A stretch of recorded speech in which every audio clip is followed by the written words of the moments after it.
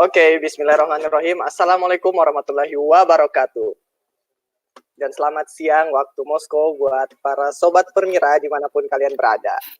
Semoga kalian semua selalu diberi kebahagiaan dan tetap dalam perlindungan yang maha kuasa. Amin. Oke, perkenalin, nama aku Azuhri Kadrawi Aziz. Kali ini aku menjadi moderator dalam acara Bebas Baper, Bincang Enak, Berkualitas, dan Asik bareng Permira.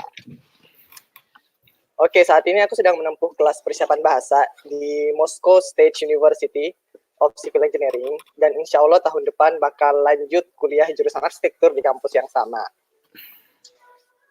Nah, Sobat Permira, kalian harus tahu nih bahwa sebuah kepemimpinan itu adalah suatu sikap yang perlu dimiliki oleh setiap insan. Dan pada dasarnya, setiap manusia adalah pemimpin, baik dalam skala kecil, dirinya sendiri, maupun skala besar, sebuah organisasi. Sesuai dengan tema kita kali ini, satu organisasi ragam generasi. Bersama kedua narasumber kita yang menjabat sebagai Ketua Organisasi Permira, Perhimpunan Mahasiswa Indonesia di Rusia, dalam generasi yang berbeda tentunya. Nah, aku mau ingat dulu buat teman-teman semua, kalau punya saran atau punya pertanyaan, silakan masukkan di kolom komentar. Nanti aku bakal bertanya, akan bacain pertanyaan kalian dan akan jawab langsung oleh narasumber kalau masih ada waktu di akhir kegiatan ini. Nah, langsung aja aku bakal perkenalkan narasumber kita yang pertama. Sudah hadir Kak Robi Ari Hidayat. Selamat siang Kak Robi. Selamat siang Zuhri dan teman-teman lainnya. Gimana Kak? Sehat Kak ya? Alhamdulillah sehat.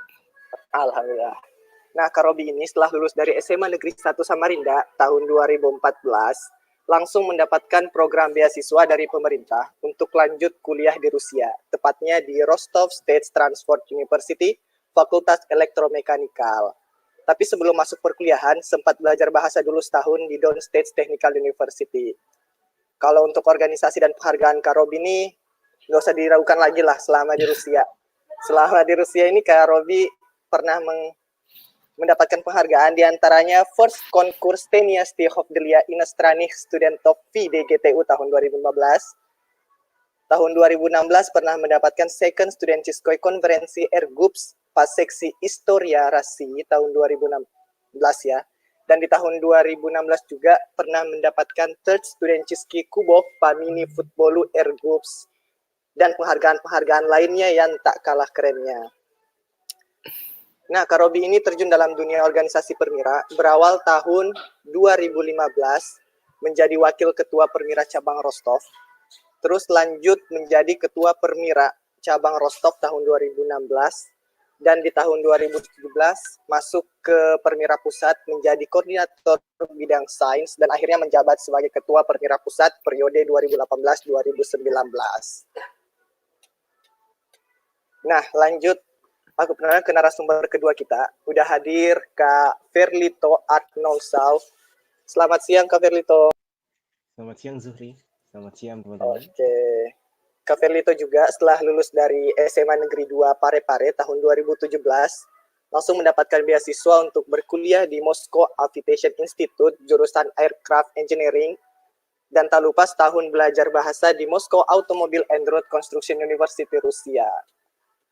Tahun 2017 saat Kak Ferlito baru masuk perkuliahan, langsung bergabung menjadi anggota divisi Human Research Development Permira Pusat. Tahun 2018, tahun berikutnya menjadi anggota divisi kemahasiswaan Permira Pusat. Dan tahun 2019 saat ini seperti yang kita ketahui menjabat sebagai Ketua Perhimpunan Mahasiswa Indonesia di Rusia atau yang lebih dikenal dengan Permira. Untuk penghargaannya Kak Ferlito ini sudah, kalau orang yang sering pantengin Instagram Permira ini pasti udah sering lah lihat muka Kak Ferlito sebagai figur terbaik of the month dan figur terbaik of the year Permira di tahun-tahun kemarin. Nah, saya mau ingetin lagi nih buat teman-teman yang punya pertanyaan, silahkan masukkan di kolom komentar ya, jangan lupa. Kalau masih ada waktu nanti aku bakal bacain pertanyaannya. Nah, kita langsung masuk ke tanya jawab, bincang-bincang sama narasumber kita.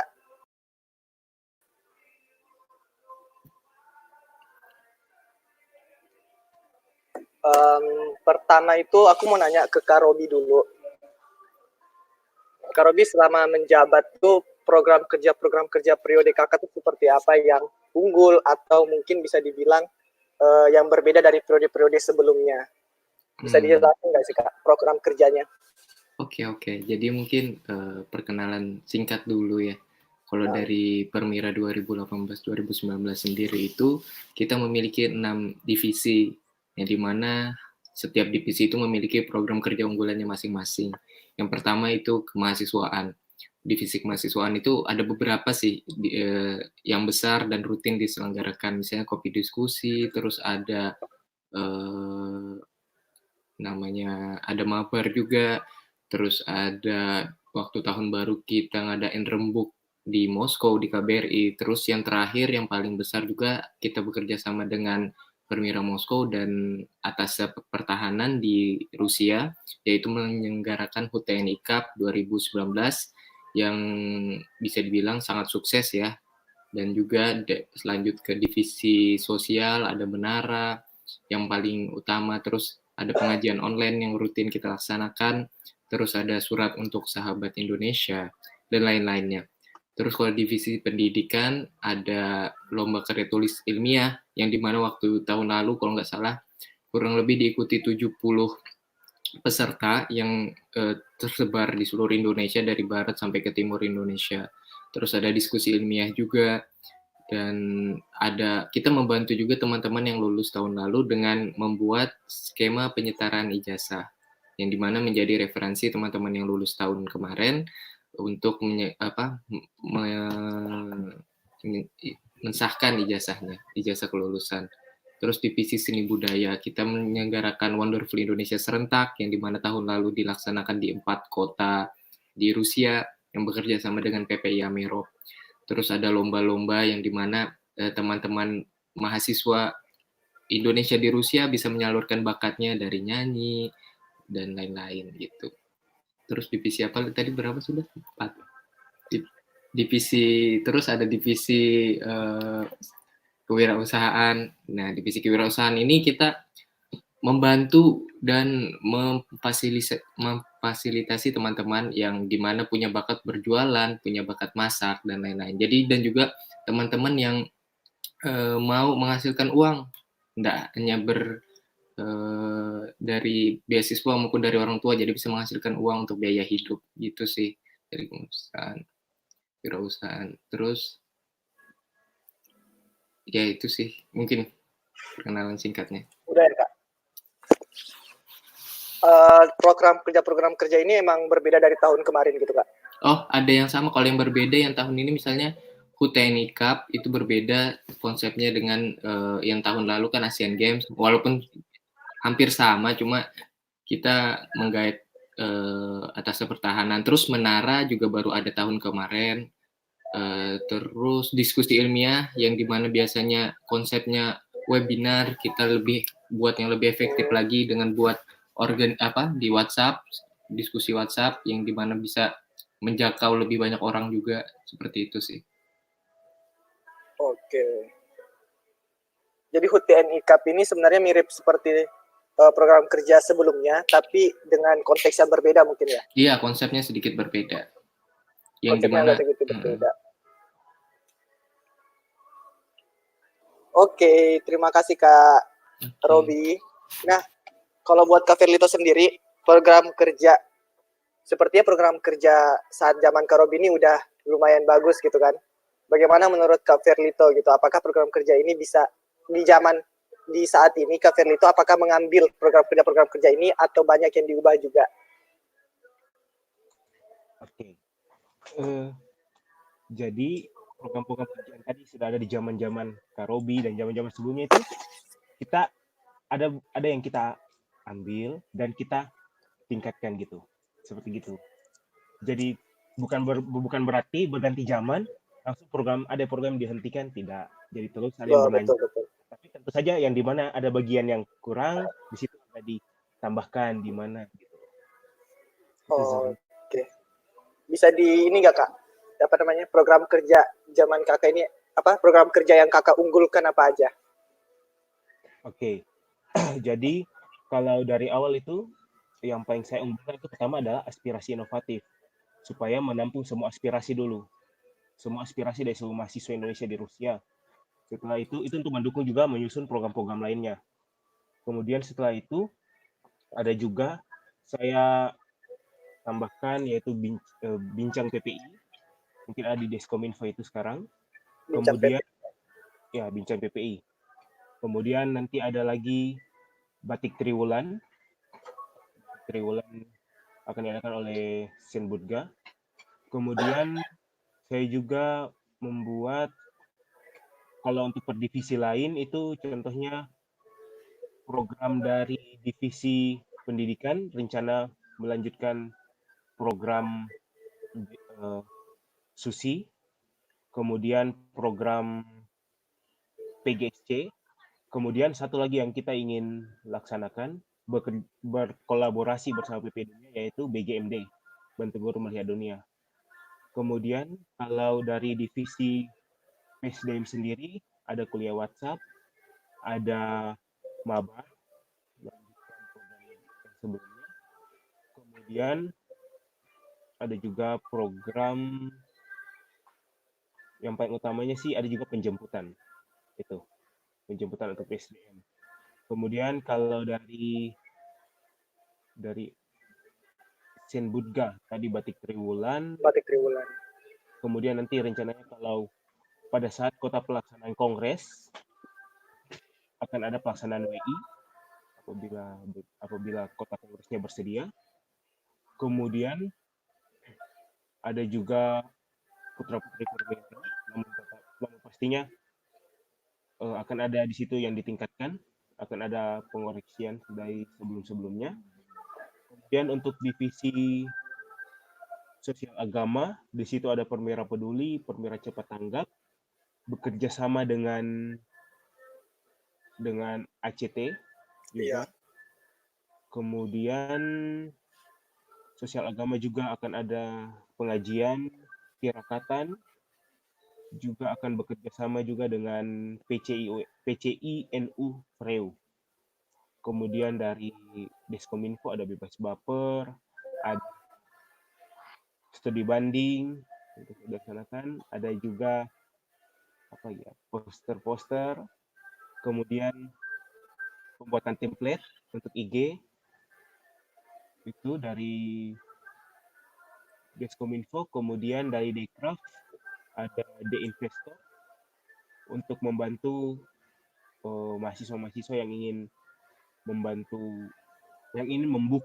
membuat dan mengembangkan usahanya, The Investor. Yang pastinya juga ada yang pastinya juga rencananya akan ada Permira Shops untuk penjualan merchandise Permira. Kak, untuk aspirasi inovatif ini skemanya seperti apa ya Kak? Cara lewat mana gitu? Oke, jadi aspirasi inovatif itu waktu itu saya buat Google Form setelah dilantik waktu itu tidak salah. Kemudian saya buat dalam Google Form. Kemudian saya sudah susun semuanya lengkap, barulah saya sebar ke semua grup waktu itu, ke semua grup ketua, grup ketua untuk ke seluruh kota, grup angkatan, dan tentunya grup angkatan saya dan grup kota saya juga. Kemudian setelah itu memberikan waktu kurang lebih kalau tidak salah 3 atau 5 hari, kemudian mengumpulkan semua, kemudian saya susun semuanya, kemudian saya langsung yang susun berdasarkan divisi ini saya langsung kasih ke divisi ini. Tentunya saya sudah baca, ada yang saya koreksi, oh yang ini perlu, aspirasi ini perlu didengar, oh yang ini, oh ada ternyata dalam program kerja ini ada ini ya, itu saya sebar ke divisi yang bersangkutan. Itu untuk divisi. Kemudian ada juga dari Permira Perwakilan. Jadi bukan untuk sekarang ini namanya Permira Perwakilan, bukan Permira Cabang ya. Jadi untuk ke Permira Perwakilan saya juga sebar ke grup ketua perwakilan, kemudian mereka rundingkan dalam diskusi yang terpisah jauh, mereka juga rundingkan, saling telepon dan lain-lain, kemudian mereka kumpulkan dalam Word, kemudian saya kumpulkan lagi dalam Word, dan saya lempar itu langsung ke grup koordinator. Jadi semua dari seluruh Permira Perwakilan dengan seluruh tema dan berbagai isunya. Mereka bisa baca dan di situ mereka bisa mendapatkan plus minus di mana, apa yang perlu ditingkatkan, apa yang perlu diperhatikan di situ. Seperti itu, Zuri. Oke, mantap sekali ya, aspiratif, inovatif ini. Bisa sekalian sebagai introspeksi buat para divisi-divisi lain.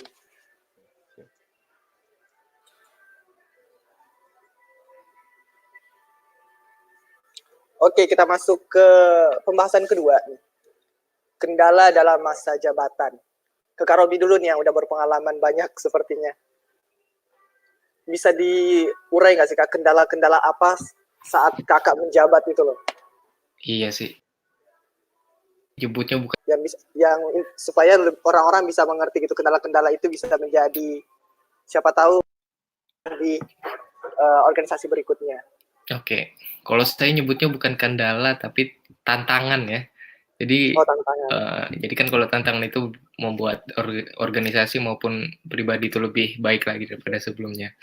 Jadi kalau misalnya kita ngadapi tantangan itu ya namanya juga kan kita nggak anggota kita nggak 1-2 orang, nggak belasan, nggak puluhan, tapi ratusan.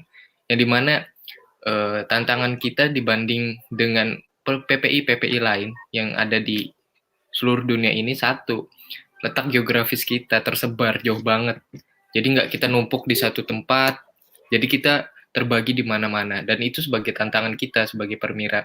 Jadi untuk rapat sendiri, misal ada koordinator saya Mas siapa? Rilo, yang dimana kemarin dia memimpin divisi terbaik, divisi Kominfo. Itu perbedaannya waktunya 7 jam. Bayangkan 7 jam. Kita sama Jakarta aja hanya 4 jam. Jadi dia rapat jam 3 pagi, jam 2 pagi. Dari malam sampai pagi dia rapat. Ya itu sih tantangan kita, letak geografis. Dan juga jumlah mahasiswanya kan yang banyak. Terus mungkin yang nggak menurut saya nggak terlalu banyak ya tantangan, karena ya teman-teman ngadapinya dengan teamwork ya. Jadi kerjasama yang utama itu. Kalau misalnya saya ngadapi sendiri juga kayaknya nggak bakalan sanggup selama seperiode kemarin. Misal aja kayak PGSC. PGSC itu kemarin berapa puluh sekolah, berapa universitas besar di Indonesia. Kalau nggak ada kerjasama tim, nggak bakalan bisa terjalan gitu. Jadi yang penting itu kalau untuk menghadapi tantangan-tantangan kemarin, yang penting kerjasama tim. Ya terus mau menerima nasihat, masukan dari orang banyak sih gitu. Kalau tantangannya ya itu tadi. Jadi Letak perbedaan geografis. waktu dan letak geografis sama yang tersebar sih. Kalau misalnya masalah-masalah ya masalah-masalah klasik lah, misal masalah penjemputan, terus kan Perdito tahu sendiri masalah penjemputan, terus masalah untuk menjalankan sebuah proker-proker yang ada, yaitu masalah klasik lah yang pasti gunanya ikut organisasi kan itu menyelesaikan tantangan itu Masalah-masalah sendiri. Nah, begitu. Kalau nggak ada yang masalah besar sih, kalau menurut saya.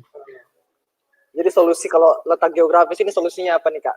Udah nggak ada solusi lain-lain ya? Nah, nggak Letak tahu nih. geografis. Kalau letak geografis, ya Perlu nggak bisa semangat, lagi kan memang semangat perbedaan, ya. iya perbedaan waktu, tinggal semangatnya aja lagi. Dan juga kalau misalnya kayak lebih menyesuaikan waktu, misalnya kan saya di Moskow sama di Vostok bedanya 7 jam. Kalau Ya. bisa ya lebih cepat, mungkin agak siangan rapatnya, jadi nggak terlalu malam di Vladivostok. Mungkin mensiasatinya seperti itu aja. Oh, lebih diatur supaya semua bisa dapat untungnya. Iya benar, supaya Nggak ada yang merasa. adil. Betul. Nah, saat zaman Kak Robi juga ini ada nggak sih Kak kayak orang-orang yang mulai putus semangat dalam menjalankan anggota-anggota yang udah mulai turut semangatnya? Pasti ada. Kan kita kemarin tuh jumlah pengurus total 70, kalau nggak salah 74 awalnya. Nah, pasti kan ada dalam selama 1 tahun, kan 1 tahun ini periode yang lumayan lama tuh. Ya Betul, pasti ada masalah pribadi kan pasti ada.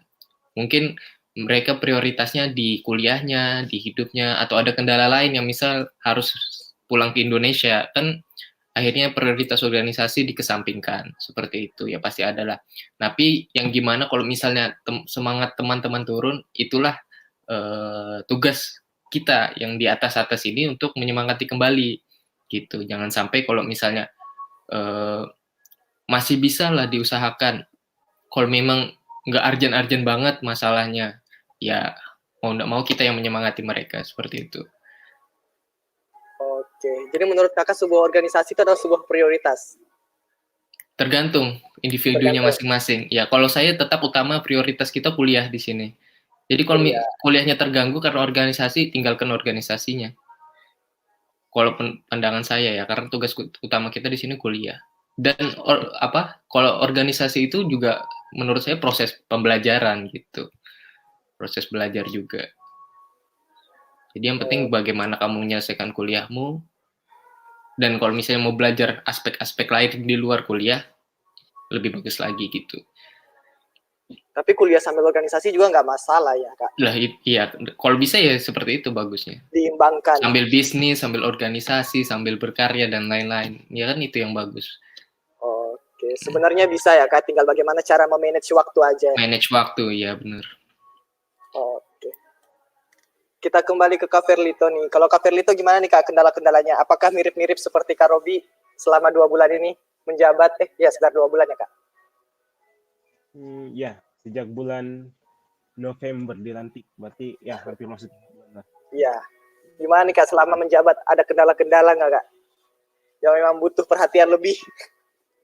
Kalau untuk kendala, tentunya kita ini 17 juta kilometer kuadrat loh.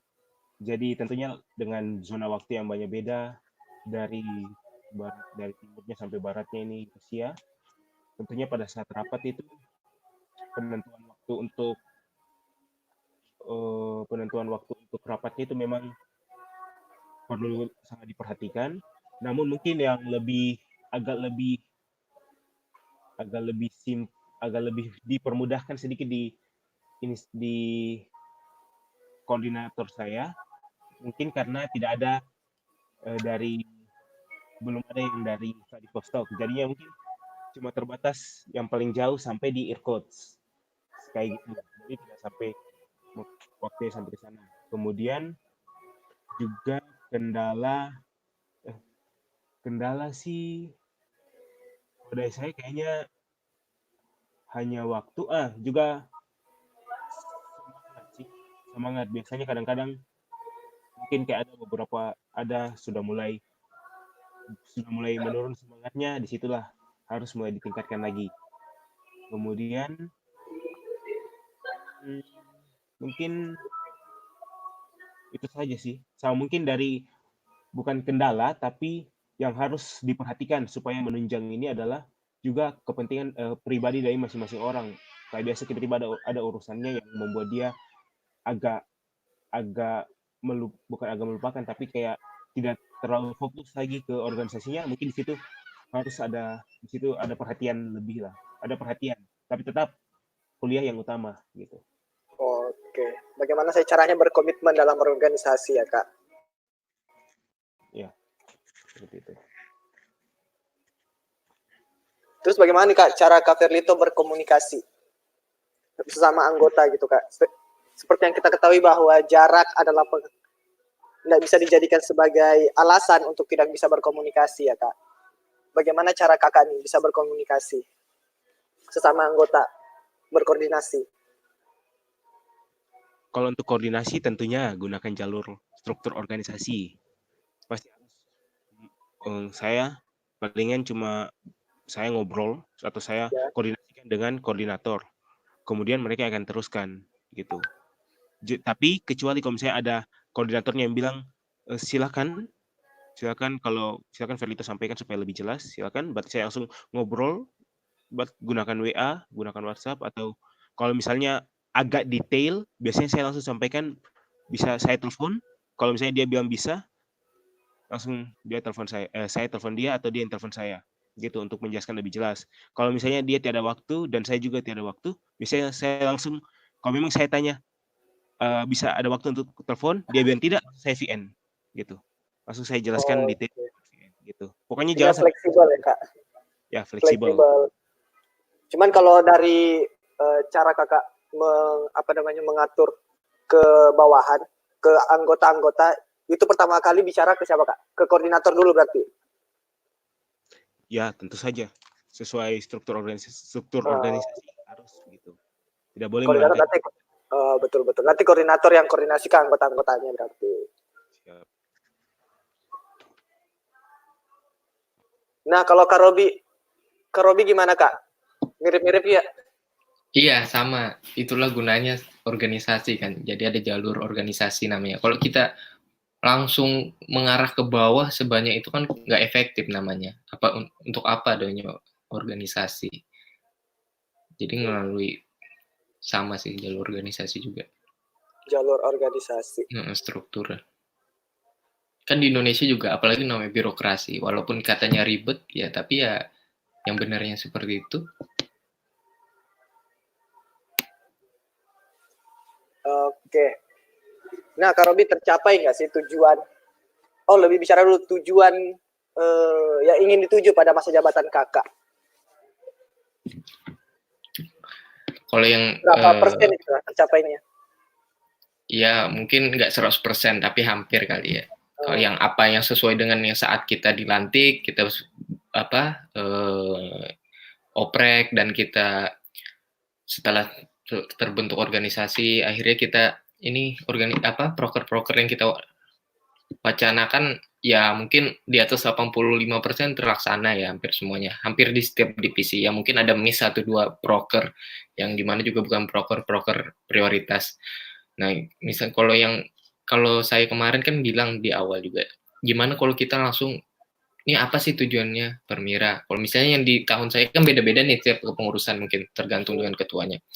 Gimana kalau saya gimana teman-teman di Permira ini bisa menyalurkan bakatnya, menyalurkan kemampuannya gitu. Terus juga bisa berkontribusi langsung kepada Indonesia maupun Rusia. Ya gimana? Misal kalau yang menyalurkan bakat, misalnya bisa ada lomba nyanyi kemarin untuk mengucapkan merayakan Natal, terus juga ada lomba akustik juga kan.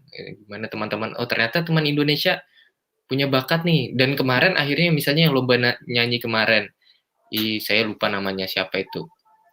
Mungkin Perlito ingat dari kota mana juga saya lupa. Tapi akhirnya dia menang, terus dipanggil sama Pak Atas Pertahanan.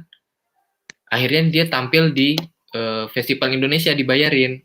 Oh ternyata ada manfaatnya juga gitu. Jadi memang ini ada bakat nih, kita nih banyak bakat di dalam diri kita masing-masing. Mungkin nggak ada fasilitas buat menyalurkannya aja. Akhirnya teman-teman Permira menyediakan fasilitas tersebut. Terus juga misalnya kalau yang untuk berkontribusi langsung, kemarin Menara juga kita buat membangun desa selama ya walaupun waktunya nggak lama tapi mungkin skalanya masih nggak terlalu besar tapi mungkin dimulai dari situ nanti tahun-tahun selanjutnya bisa lebih besar. Terus dari PGSC juga mengedukasi teman-teman di Indonesia bahwa kuliah di luar negeri itu nggak impossible gitu tapi possible aja kayak kita nih yang masih yang bukan dari keluarga yang orang kaya dan lain-lain dan keterbatasan yang ada masih bisa sanggup untuk kuliah di luar negeri dan khususnya di Rusia gitu. Jadi mungkin manfaatnya banyak sudah dirasakan teman-teman di Indonesia maupun di Rusia. Oke.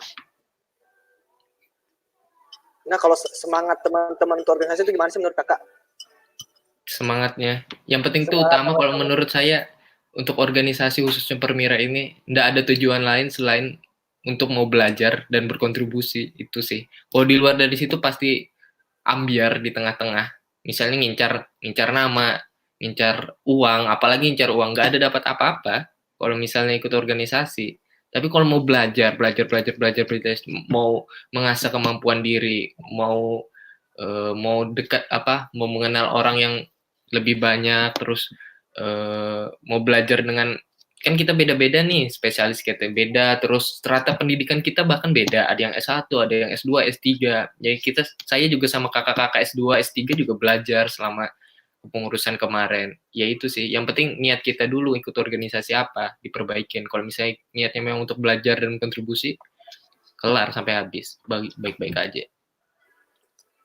Tapi kalau di luar itu kayaknya sudah nggak mungkin. Jadi sebenarnya kuliah itu salah satu juga buat membangun relasi ya kak? Benar, itu salah satu tujuan. Iya. Kenapa sih yang kakak rasakan manfaat selama bergabung di Permira itu?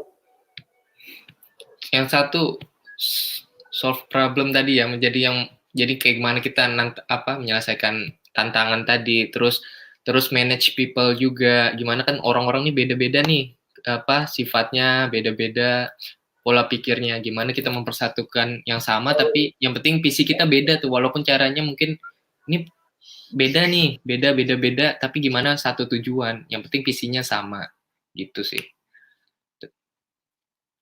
Tantangan yang tadi. Oke. Balik ke Kak Verlito nih. Kak Verlito, gimana sih menurut kakak salah satu indikator keberhasilan gitu kan dalam organisasi itu? Indikator keberhasilan dalam suatu organisasi ya. Kalau dari saya, visinya barangkali bisa terwujud, bisa mendekati dari visi-visinya itu. Yep. Kemudian pastinya kalau organisasi terlaksana dengan baik itu pastinya akan ada diakhirkan penerimaan LPJ. Nah, pada saat LPJ itu kan akan ada ditolak dan lain-lain. Nah, usahakan harus dapat diterima dengan bersyarat itu. Itu untuk pasti organisasinya itu baru dikatakan tuntas. Dan artinya kalau tuntas artinya organisasi tersebut diakui dan berjalan gitu. Kemudian saat saat visinya dan saat juga misi-misinya bisa, bukan semua misinya terwujud tapi bisa mendekati misi-misinya. Karena dari situ kan bisa terpancar keinginan apa yang ditangkap di awal dan terlaksananya. Jadi kalau misalnya visi dan misinya bisa sukses di akhir, tidak perlu sampai semua poin-poinnya bisa didapat, tapi kalau misalnya bisa didapat gitu, walaupun tidak semua, di situ sudah bisa dikatakan berhasil. Itu yang saya nilai. Jadi kira-kira berapa, kalau diukur dalam persen, berapa persen nih Kak menurut kakak optimis buat organisasi kakak saat ini, di kepemimpinan kakak saat ini, kira-kira berapa persen terwujudnya keberhasilan itu? Ini bicara harapan ya. Harapan. Kira-kira semua visi misi itu bakal terwujud nggak sih menurut kakak? Kalau harapan tentu saja orang pasti berharap yang terbaik kan? Gitu. Ya betul. 100% gitu lah kalau orang berharap. Oke, berharapnya ya berharap 100%. Tapi ya nanti kalau yang terwujudnya bagaimana itu kita kerjakan sebaik mungkin. Oke, tetap berusaha untuk menjadi yang terbaik ya Kak ya. Untuk melakukan yang terbaik. Untuk melakukan yang terbaik, lebih tepatnya. Nah, dari tim kreatif bebas baper sudah menyediakan suatu kasus, tapi sebenarnya kasusnya ini lebih mengarah ke problem solving sih. Aku bacain ya kayak gini. Dalam suatu organisasi, kita tidak mungkin lepas dari yang namanya perbedaan pendapat antara kedua dan anggota. Bagaimana sikap kakak-kakak sekalian menyikapinya sebagai pengambil kebijakan tertinggi dalam organisasi Permira saat itu untuk menyikapi perbedaan pendapat ini? Ke Kak Robi dulu. Oke, tadi sudah saya mention sedikit ya, perbedaan pendapat ya pasti ya. Dan itu menurut saya organisasi ini bagaikan kapal di laut. Nah, perbedaan pendapat itu seperti ombaknya. Kalau misalnya nggak ada perbedaan pendapat, kapal nggak bisa ke tengah laut kan, gitu. Jadi perbedaan pendapat pasti ada. Tapi yang gimana tadi sebagai visi kita di awal tadi sebagai landasan kita menuju ke arah mana itu. Yang penting kalau misalnya satu visinya sama, entah nanti perbedaan pendapat itu bahkan tujuannya untuk mencari jalan terbaik untuk mencapai visi tersebut. Gitu. Jadi kalau misalnya kita mau ke arah tujuan yang sama, cuma jalan-jalannya yang berbeda, akhirnya kita rembuk, kita diskusi baik-baik. Nothing personal misalnya yang kayak menyangkut hal-hal pribadi, tapi memang tujuannya satu, untuk memperbaiki organisasi dengan cara yang solusi terbaik. Jadi kita harus, makanya adanya rapat gitu, rapat bulanan, rapat 3 bulanan, rapat mingguan, yaitu untuk mencari solusi terbaik dari perbedaan pendapat itu.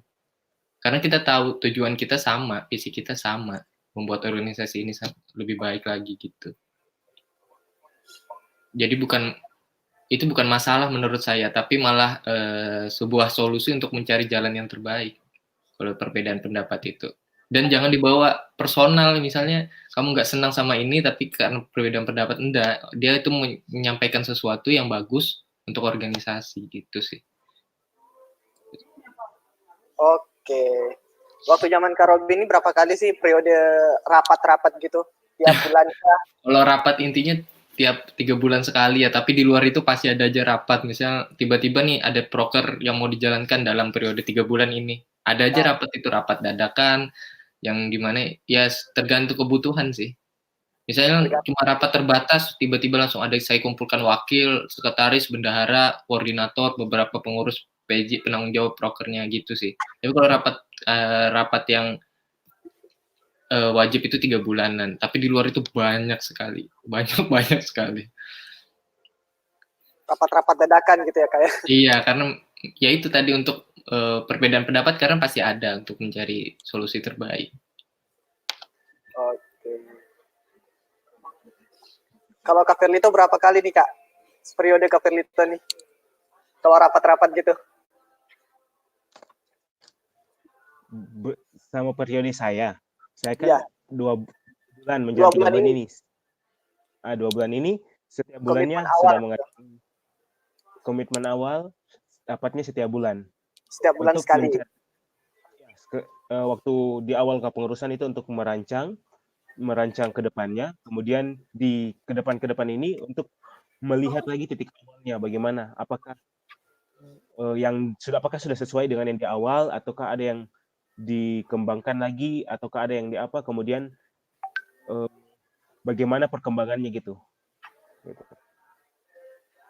Oke.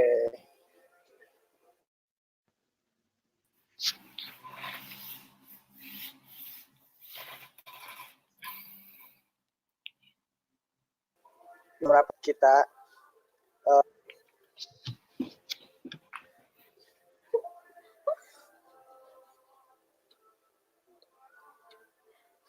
gaya kepemimpinan dari Kak Tuna Uri. Gaya kepemimpinan menurut kakak-kakak sekalian tuh gimana yang paling mendekati sempurna atau ideal? Pasti memiliki beda pendapat lah ya, menurut Kak Robi, menurut Kak Firlito. Menurut Kak Robi ini gimana sih seorang pemimpin itu yang layak dikatakan sempurna? Kalau untuk mendekati sempurna, ini pasti pandangan pribadi masing-masing ya. Iya, pandangan pribadi masing-masing. Kalau saya sendiri dari kemarin itu lebih ke persuasif ya. Jadi saya nggak merasa saya ini lebih hebat dari anggota-anggota saya. Mungkin saya punya tanggung jawab khusus, punya tanggung jawab lebih untuk dibanding mereka. Tapi secara personal, ya saya sama saja kayak mereka. Jadi persuasif misalnya teman-teman ya lebih ke personal sih. Misalnya kayak salah satu koordinator senang sepak bola. Ya saya mendekatinya dengan saya juga senang sepak bola seperti ini, gini. Terus nggak pernah ngejudge. Oh iya, satu lagi untuk jadi pemimpin, jangan pernah ngejudge mereka ya, secara pribadi. Mungkin dia melakukan sebuah kesalahan dalam menjalankan suatu kerjaan atau misalnya program kerja lah, sebut kasus di sini, menjalankan program kerja. Jangan salahkan pribadinya, tapi salahkan kerjanya. Jadi bukan disalahkan sih, tapi koreksi kerjanya, bukan pribadinya, bukan sifatnya, bukan apanya lah, tapi kasih tahu, oh kamu salah dalam melakukan hal ini, gimana perbaiki gini. Jadi teman-teman yang dikoreksi pun nggak sakit hati, sehingga oh ya mau memperbaiki kesalahannya tersebut gitu. Jadi jangan sampai kamu merasa lebih hebat dari dirinya sehingga melakukan seenaknya, ya akhirnya karena di sini kita non profit loh, mereka tidak kita gaji, kita tidak ngasih gaji juga. Jadi kalau misalnya mereka cuma hanya ingin belajar toh. Kalau misalnya mereka sudah sakit hati, ya tambahnya kacau balau, ya nggak bakalan terlaksana gini. Itu ya organisasi non profit. Kalau misalnya kita perusahaan, company, oke lah mereka misalnya sakit hati karena mereka masih ada ngejar uang, mereka butuh itu. Tapi kalau di sini perhimpunan mahasiswa ini, kalau sudah mereka nggak ada satu visi lagi sama kita, udah ambiar, habis sama sekali, gitu sih. Yang penting jangan membuat mereka tersinggung lah, seperti itu kalau saya. Terus menyemangati mereka, kasih motivasi terus, pokoknya pemimpin yang baik kasih motivasi terus sampai terjalannya suatu tujuan organisasi seperti itu. Oke, jadi mencoba untuk mendekati ya dengan pendekatan-pendekatan yang sesuai. Benar. Dan nggak boleh menjudge orang salah karena mungkin ada sesuatu alasan di balik itu ya. Koreksi kerjanya, bukan orangnya. Bukan orangnya. Oke, kalau Kak Feli itu gimana nih Kak? Menurut Kakak seorang pemimpin yang ideal itu? Yang pemimpin yang ideal itu yang mau mendengar semuanya, mau memilah, maksudnya mendengar semuanya, tapi tidak semuanya bisa diikuti, kemudian mau melaksanakan yang keputusan yang paling terbaiknya. Kemudian kalau misalnya ada keputusan yang sudah dibuat, atas dasar, asal sudah kesepakatannya sudah melibatkan banyak orang, harus dilaksanakan, gitu.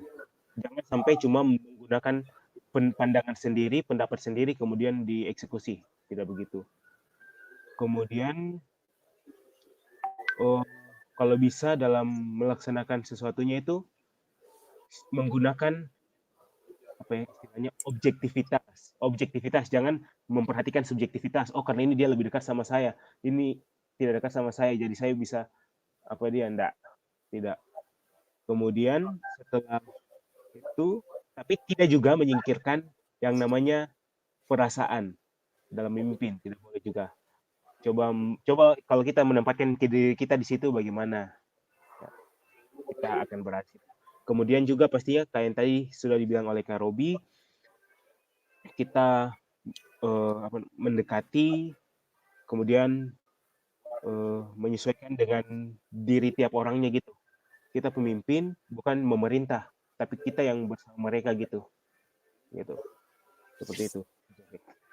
Mungkin saya tambahan dikit ya. Jadi pemimpin itu yang siap menerima kritikan. Ya. Tapi kritikan yang membangun ya. Tapi kalau misalnya ada kritikan yang tidak masuk akal ya sudah nggak usah didengarin.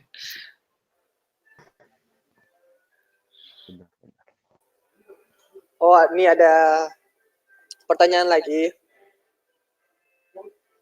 Untuk Kak Robi, ada nggak sih Kak pengalaman yang didapat dari menjadi ketua Permira periode kemarin?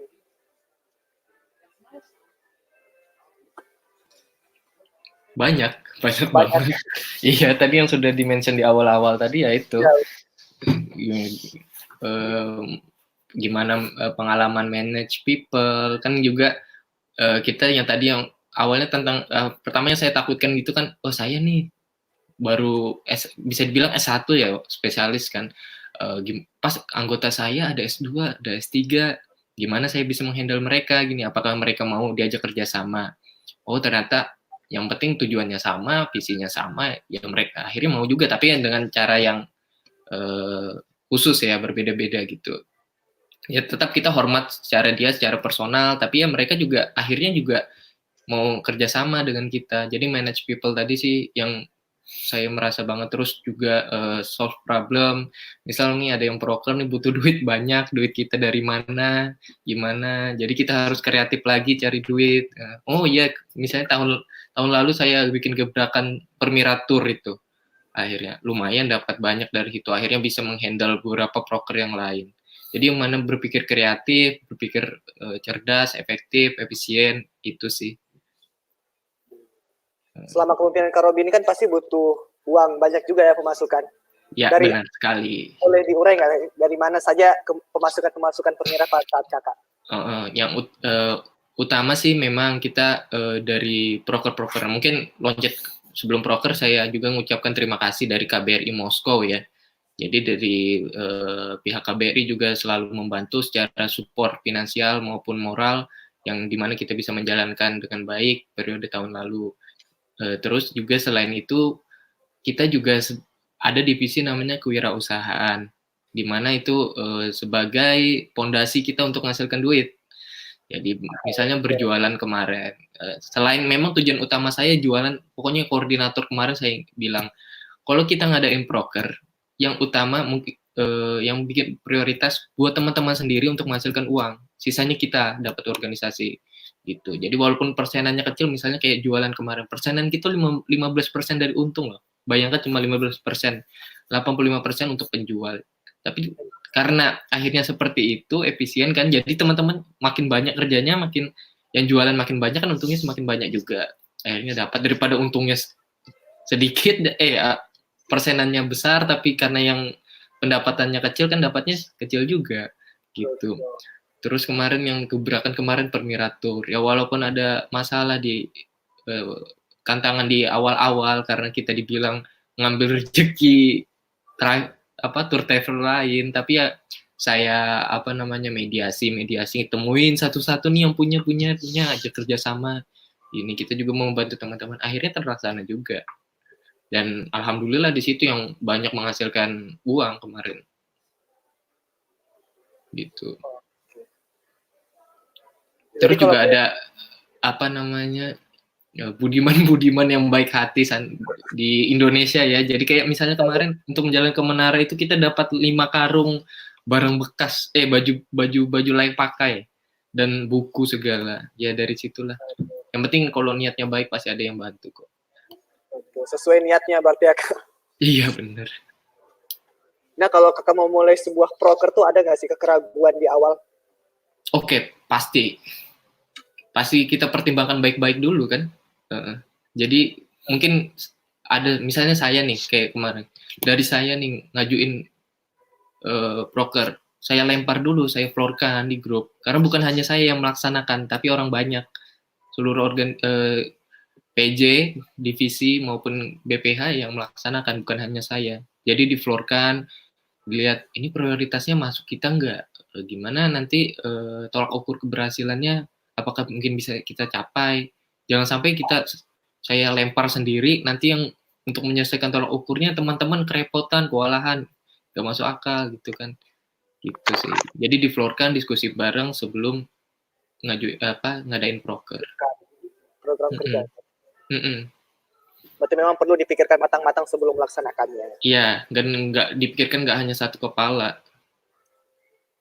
Perlu tapi banyak. Iya. Yang nggak orang banyak maksudnya yang bersangkutan yang bakalan melaksanain proker itu. Dan kalau udah jalan ada nggak sih kayak nggak sesuai dengan harapan? Pasti ada nggak sih? Iya, kan namanya kita kan sebelum bikin proker itu kita tulis dulu nih tolak ukur keberhasilannya apa aja. Kalau misalnya kalau berhasil itu hitungannya berarti mencapai tolak ukur keberhasilan. Kalau misalnya tidak mencapai tolak ukur keberhasilan tidak bisa dihitung itu proker berhasil. Seperti itu. Nah, kalau program kerja itu menurut Kakak ada nggak sih sebuah gebrakan-gebrakan baru di tengah-tengah kepengurusan? Apa ya yang tengah-tengah? Oke, tiba-tiba kita buat ini yuk. Oh, ada satu sih, misalnya Wonderful Indonesia Serentak. Nah, itu karena kemarin kan waktu di pertengahan teman-teman Amerop, PPI Amerop hubungin kan, gimana kalau ngadain bareng? Kalau misalnya gini-gini. Oke, berarti kita pikirkan apakah bisa terrealisasi nih. Kita nanti setelah rapat beberapa kali, oh bisa dengan dana segini, pencapaian segini, kita bisa ngadain kapan, di mana akhirnya dilaksanakan gitu. Jadi nggak terpatok, misalnya kita memang ada di setelah pelantikan itu ada proker-proker wacana yang bakalan kita adain, tapi kalau di tengah jalan memang ada sesuatu yang bisa kita laksanakan dan memang baguslah outputnya, yang kenapa tidak, dan tidak mengganggu proker yang kita telah wacanakan tadi. Oke, terima kasih nih Kak Robi. Kita balik ke Ferlito. Kak Ferlito ini kalau rencananya Kak Ferlito ini pemasukan buat Permira Pusat nih, dari mana aja nih Kak sumbernya? Oke, kalau dari untuk Permira Pusat untuk tahun kepengurusan saya, itu semuanya memang dikelola sama divisi ekonomi kreatif.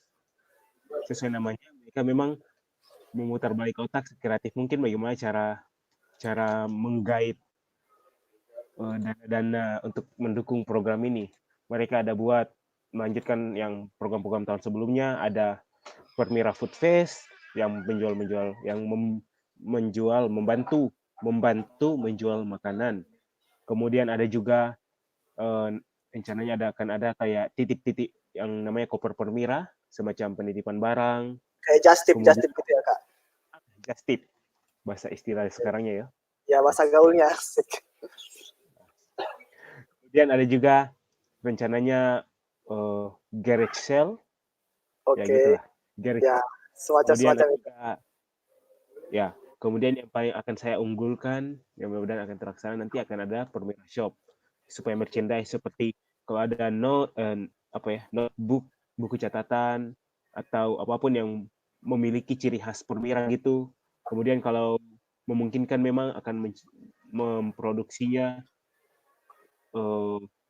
sebuah bukan pakaian tapi mungkin kalau itunya rencananya hoodie, jaket atau hoodie yang itu Permira supaya meningkatkan kebanggaan terhadap Permira. Kemudian pastinya juga untuk mendukung program kerja yang besar, kan tadi itu untuk membantu program yang kecil dan yang besar, dan tentunya untuk program yang besar itu pastinya akan ada mengajukan proposal-proposal itu. Proposal-proposal kita tembak proposal-proposal tersebut sesuai dengan bidang program tersebut. Kalau program tersebut ke bidang sosial, berarti kita ajukan ke kementerian yang berhubungan dengan sosial, perusahaan yang berhubungan dengan sosial, seperti itu. Jadi untuk saat ini lebih menumpuk ke Dekraf dulu ya, Kak. Dari segi pemasukan tuh Dekraf ya. Saat ini Dari Dekraf. Nah, Kak Ferlito ini kan tahun kemarin sempat menjadi anggota lah di saat kepemimpinan Kak Robi. Kira-kira gaya kepemimpinan apa yang bisa diambil nih oleh Kak Ferlito dari Kak Robi? Gaya kepemimpinan Kak Robi yang bisa diambil lah buat gaya kepemimpinan sekarang. Sesuai dengan pertanyaan Santia Tariska. Oke.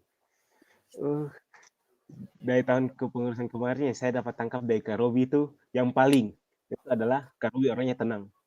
Asik. Tenang sekali.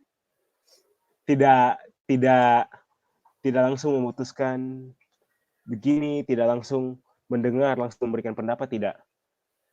Tapi Kak Robi dengar, kemudian pada akhirnya mungkin dia pasti Kak Robi itu akan mempertimbangkan dengan orang sekelilingnya, barulah memutuskan. Dan orang-orang yang di belakangnya juga pasti akan muncul untuk membilang hal yang sama bahwa Kak Robi sudah menjelaskan, semua sudah sepemahaman dengan Kak Robi dan mendukung keputusan Kak Robi, kayak gitu. Itu yang dapat saya pelajari, orangnya tenang. Yang bisa diambil, orangnya tenang. Asik. Mantap. Gimana Kak Robi? Kak Robi ini? Tersanjung saya. jadi malu saya nih. Apakah itu sebuah pujian? Nggak tahu ya. Kan kamu tanyanya pandangan saya yang saya dapat dari Kak Robi itu. Oke, itu pandangan dari Kak Ferlito. Betul.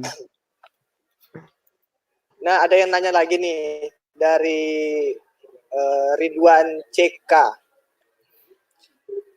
Selain bakti sosial ke panti asuhan di Rusia, apakah ada program kerja seperti Menara yang akan dilakukan di Rusia? Oh, mungkin ini Kak Ferlito ya, karena saat ini. Apakah kira-kira bisa dilakukan seperti Menara, tapi dilaksanakan di Rusia? Kalau tahun kepengurusan saya, kalau Menara, saya kan akan melanjutkan program Menara. Namun untuk dilaksanakan di Rusia, saya belum ada. Soalnya saya juga, setahu saya, Menara tahun lalu adalah datang ke desa, menyumbangkan baju, membangun MCK, mengajar bersama dan lain-lain. Kalau saya lihat untuk situasi di Rusia, desa-desanya sepertinya belum, maksudnya bukan desa kayak di Indonesia yang sampai perhatian lebih. Iya. Dan sebenarnya kita kan intinya buat membangun Indonesia lebih maju begitu kan. Siap, membangun Indonesia juga Menara.